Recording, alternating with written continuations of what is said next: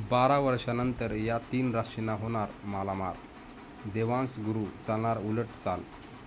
तर जाणून घेऊया अशा कोणत्या 3 राशी आहेत मित्रांनो. नंबर 1 ला रास आहे कन्या.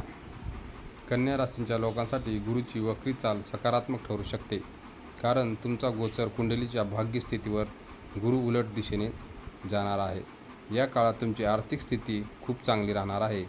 तुमचे उत्पन्न वाढेल आणि तुमच्या कौटुंबिक जीवनात प्रगती होईल.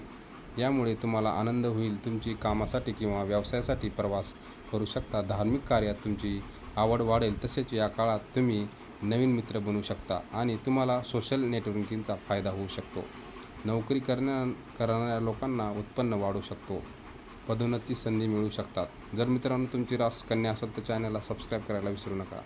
नंबर 2 ला रास आहे वृषभ.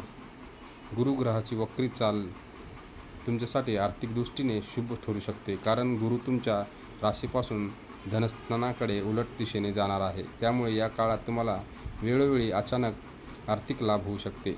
तसेच मालमत्तेशी संबंधित बाबतीमध्ये नफा मिळवतो.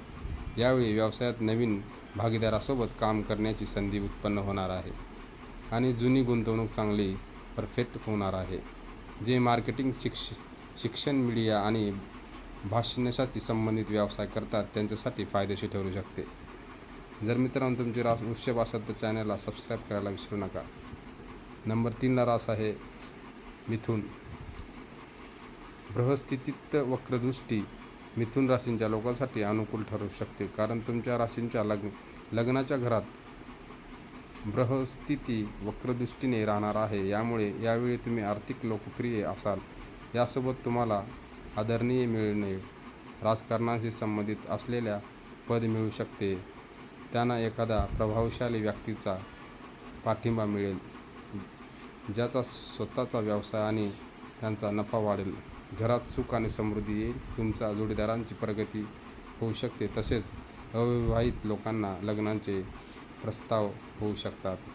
जर मित्रांनो तुमची रास मिथुन असेल तर चॅनलला सबस्क्राईब करायला विसरू नका. भेटूया नेक्स्ट व्हिडिओमध्ये. धन्यवाद.